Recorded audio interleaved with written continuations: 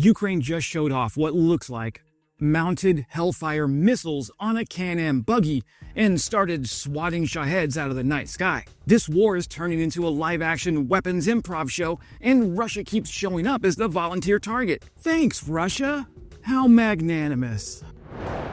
Hey friends, Wes here, and today we're talking about Tempest, a US-made Hellfire-armed counter-drone buggy that appears in Ukrainian service with almost no warning, which is exactly how Ukraine likes to introduce new air defense. They show the kill first, then they let the internet argue about the model number later.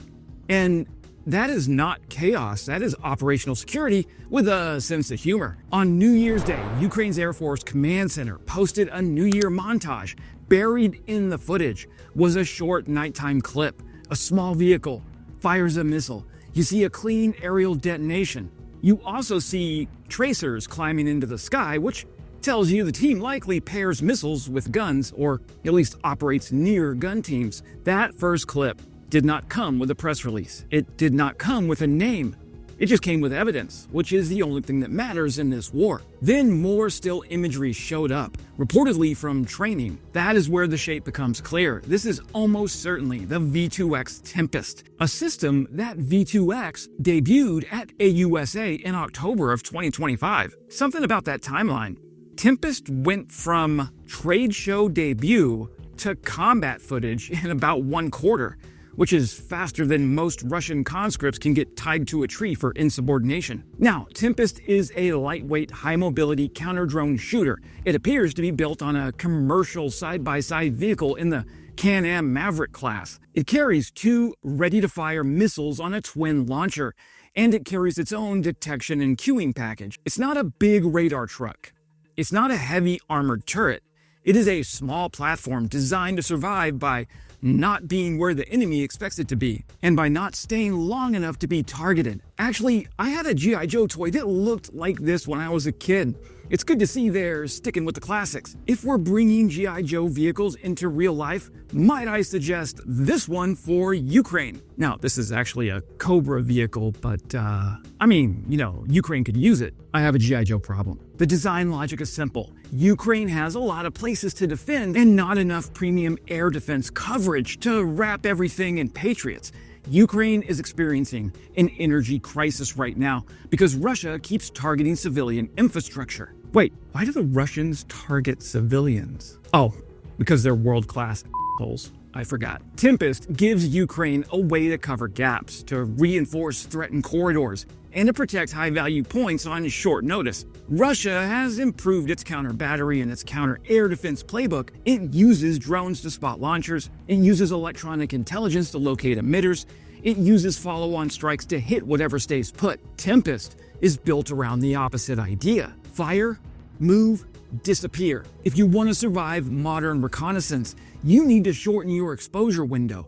That is the entire premise of Tempest. It is a shooter that stays small, stays mobile, and stays frustrating. It also forces Russia to play defense in a way it hates. Russia likes fixed targets. Russia likes predictable batteries. Russia likes big signatures. Tempest is the kind of system that denies Russia the satisfaction of certainty. And now we get to the interesting part, because V2X has not published a full public technical manual, and Ukraine is not going to do us the courtesy of an unboxing video, so we have to do some sleuthing and figure out the targeting on this beast. Based on the imagery and the reporting, Tempest carries a compact radar mounted on the vehicle. The radar appears to be a millimeter wave counter-drone type, designed for small targets in cluttered environments.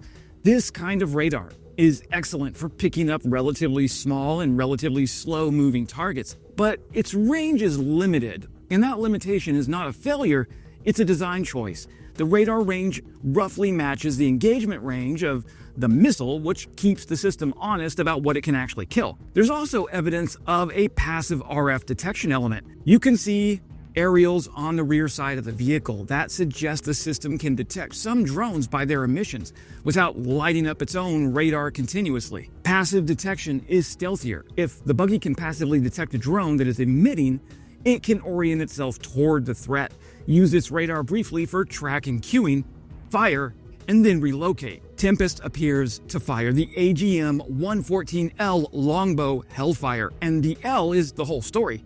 Most Hellfires are laser guided. They need someone to paint the target.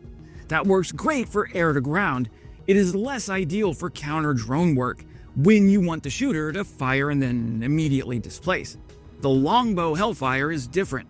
It uses an active millimeter wave radar seeker that gives you fire and forget behavior. The system cues the missile, launches, and then the missile does the rest. For a shoot and scoot platform, that is essentially gold. Range is roughly 5 miles depending on conditions and profiles. That places it in the right bracket for point defense and corridor defense. If you are defending a power node, a rail junction, or an airfield, or a high-value logistics area, that engagement bubble is what matters. The warhead is also in a useful size class. It is strong enough to destroy a Shahed cleanly, but still reduces some of the collateral risk compared to larger SAM interceptors. You want the drone dead in the air. You don't want a massive debris field landing in the wrong place or on civilians' heads. In Air Force terms, the kill chain is find, fix, track, target, engage, and assess. Tempest compresses that chain because it collapses roles into one platform. Find happens through a combination of cues. That can include passive RF detection, local radar sweeps, and potentially external cueing from wider air defense networks.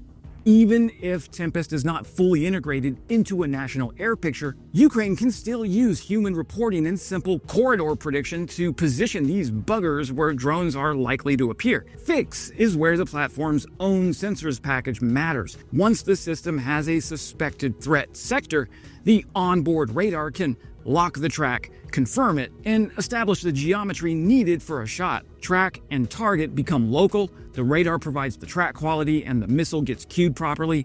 If Tempest uses any external cueing, the radar's job becomes even easier. It does not have to search the whole world. It just has to confirm and refine a local solution. And engage is where Longbow Hellfire earns its paycheck. Fire and forget means the crew doesn't have to remain exposed to guide the missile. They can launch and immediately transition to movement. Assess is often visual, especially at night. That can be operator observation, acoustic confirmation, secondary sensors, or simply the reality that if the drone was inbound and it's now a fireball, the assessment writes itself. The key point is that Tempest can complete the kill quickly enough that it is gone before Russia can respond. This is the real advantage. It is not that Tempest is fancy, it is that Tempest is fast. And now we get to the inevitable internet debate. Hellfire is not cheap. Open reporting over the years has put the Hellfire Longbow variants in the broad range that often gets discussed around the $100,000 class. The average cost across variants was more than $200,000. Meanwhile, a Shahed is commonly estimated in the tens of thousands of dollars. So why shoot a pricey missile at a cheaper drone? Well, here's the adult take. Cost per shot is not the same as cost per effect. If a drone hits a transformer yard, you don't lose $35,000, you lose regional power, you lose industrial output, you lose rail throughput, you lose civilian heat in winter, which is exactly what Ukraine is experiencing right now as you're watching this video, assuming you're watching it in winter of 2026. You also invite follow-on strikes because the Russian military are assholes. Ukraine is not paying for interceptors for funsies. Ukraine is buying time, continuity, and the ability to keep its country functioning under bombardment. Now, Tempest does not make the economics comfortable, but it does make them survivable. Tempest also looks like a platform concept that can evolve. V2X describes Tempest as modular. The launcher architecture appears designed for flexibility. That raises the obvious question. Does Ukraine keep firing Longbow Hellfires, or does it eventually swap in cheaper effectors? APKWS is the most obvious candidate. It turns that 70mm Hydra rocket into a laser-guided weapon. It is far cheaper per shot than a Hellfire, and it would allow greater magazine depth if you can mount a small rocket pod. More rounds per platform changes the tactical math. The current Tempest configuration is 2 shots, and that kind of forces you into ambush logic. More shots let you handle a small wave, or at least take multiple engagements before reloading. But the trade-off is guidance. APKWS needs a laser designation solution, at least until they come up with the next generation APKWS that the US government is working on right now, which appears to be fire and forget. Anyways, we're getting too much in the weeds on the advanced precision kill weapon system. Ultimately, that means this buggy needs an electro-optical sensor and a designator.